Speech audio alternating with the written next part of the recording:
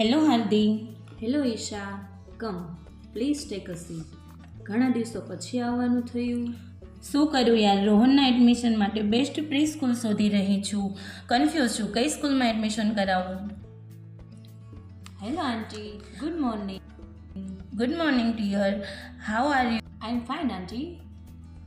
અરે વાહ હાર્દિક, તારો દીકરો તો બહુ સરસ બોલે છે અને કોન્ફિડન્સ પણ બહુ સારો છે.